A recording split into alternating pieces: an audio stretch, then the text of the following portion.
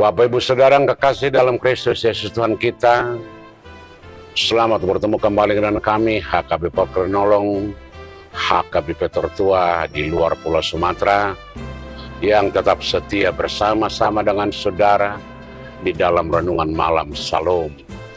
Kita mulai renungan malam ini dengan mari kita berdoa. Terpuji Engkau Tuhan, pemilik segala sesuatu, yang memberikan kami apa yang perlu hari, kesehatan, sukacita, dan malam ini. Biarlah malam ini menjadi malam yang penuh berkat bagi kami. Di dalam firman-Mu, di dalam Yesus kami berdoa. Amin. Saudara-saudara yang kekasih dalam Kristus Yesus Tuhan kita, firman Tuhan menjadi renungan kita untuk malam ini. Sebagaimana ditetapkan oleh HKBP, kita ambil dari kitab Amsal 19 ayat 14 hingga ayat yang ke-17. Dan yang menjadi pembimbing adalah ayat ke-14, demikian firman Tuhan. Rumah dan harta adalah warisan nenek moyang, tetapi istri yang berakal budi adalah karunia Tuhan. Saya baca sekali lagi, rumah dan harta adalah warisan nenek moyang, tetapi istri yang berakal budi adalah karunia Tuhan. Demikian firman Tuhan.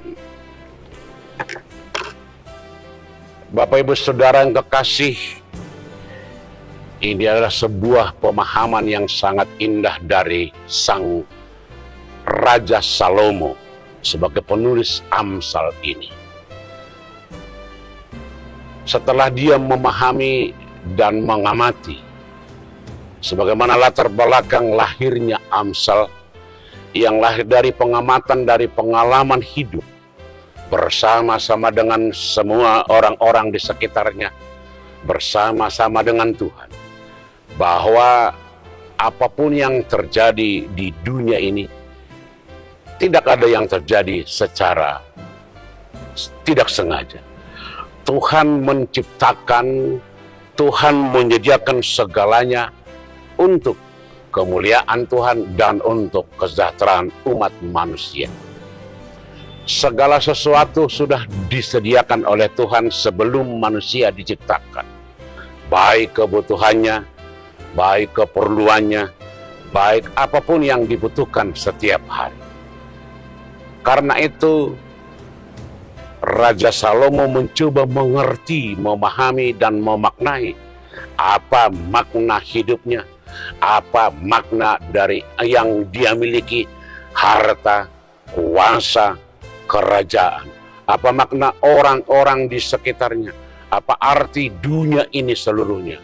Lalu dia memahami suatu pemahaman yang luar biasa dan pemahaman yang sangat indah.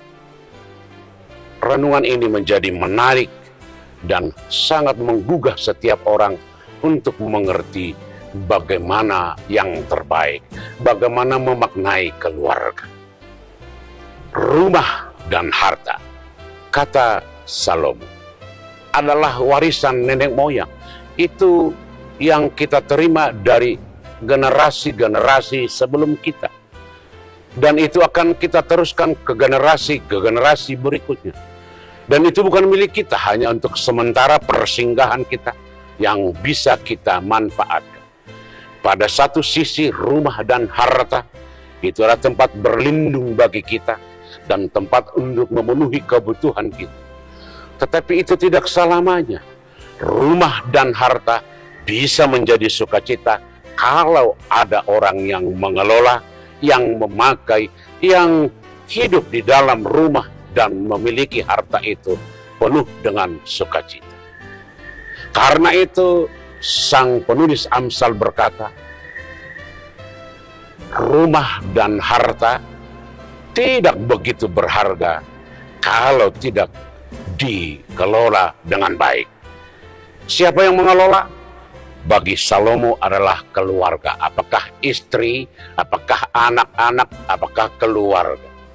Harta, kekayaan, milik bisa hancur, bisa menjadi ancaman, bisa membuat kita menjadi lari dari kehendak Tuhan kalau tidak dimanfaatkan dengan baik.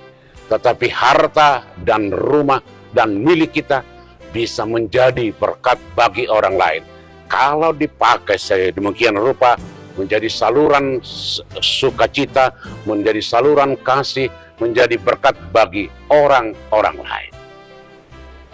Setiap keluarga selalu mempunyai rumah dan harta, karena rumah adalah tempat untuk beristirahat, tempat untuk merencanakan apa yang akan dilakukan ke depan, dan tempat untuk memutuskan dan membincangkan dan memahami apa yang sudah dilewati, bagaimana hal-hal itu akan diatasi.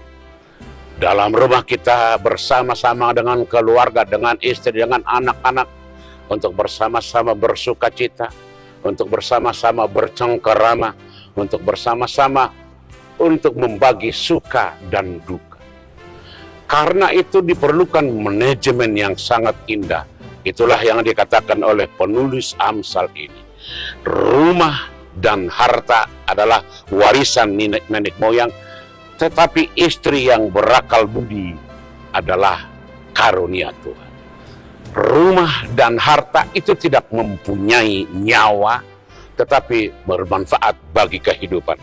Tetapi istri, keluarga, dia mempunyai akal budi, mempunyai pemikiran, mempunyai perencanaan, dan mempunyai hal-hal yang menakjubkan.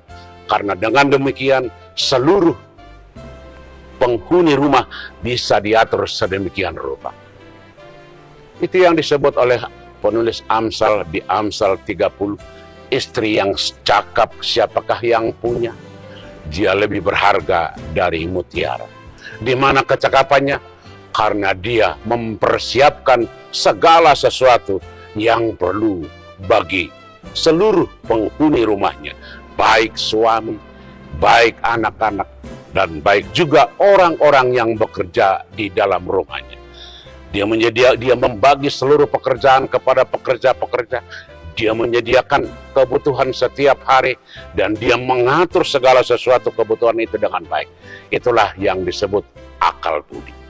Karena itu pada zaman ini kita sedang diancam. Kita sedang berada dalam kondisi yang sangat memprihatinkan. Karena betapa banyak keluarga-keluarga tidak lagi ditata sedemikian rupa, tetapi sudah berjalan tanpa arah, tanpa tujuan, tanpa dasar yang jelas. Asal jadi dan asal mempunyai keluarga. Dan pada sisi lain ada banyak sekarang keluarga-keluarga yang tidak menginginkan hubungan-hubungan, hanya memenuhi kebutuhan dan segala sesuatu yang berhubungan dengan nafsu. Tetapi penulis Amsal berkata, istri, keluarga yang berakal budi adalah dikasihi Tuhan. Karena itu biarlah semua keluarga-keluarga, biarlah semua istri-istri, biarlah semua ibu-ibu yang menjadi tiang keluarga, yang mengatur seluruh keluarga, yang menata seluruh apa yang ada di dalam kehidupan keluarga itu, menjadi alat yang dipakai Tuhan untuk memperlihatkan keinginan Tuhan. Jangan menjadi sumber persoalan dengan hanya memenuhi diri sendiri, dengan menampilkan gaya mode style yang sedang berkembang sekarang ini. Rumah, harta, kekayaan bisa menjadi ancaman kalau tidak dikelola dengan baik. Tetapi seorang istri yang baik, dia akan menjadi berkat yang luar biasa melalui bimbingan, melalui pendidikan, melalui pemeliharaan, melalui pengarahan. Seluruh penghuni keluarga, penghuni rumah akan menjadi berkat, menjadi bersukacita. Amin. Kita berdoa.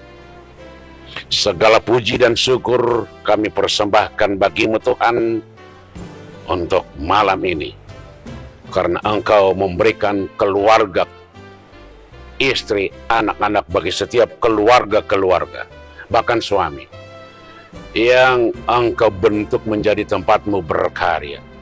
Biarlah semuanya, baik bapak, suami, ibu, atau istri, dan anak-anak, bersama-sama mempunyai akal budi untuk membangun bersama-sama keluarga yang bahagia dan saling mencintai di dalam kasih-Mu. Di dalam Yesus Kristus kami berdoa. Amin. Anugerah Tuhan kita Yesus Kristus, kasih setia Allah Bapa dan persekutuan dengan Roh Kudus kiranya menyertai saudara-saudara sekalian. Amin.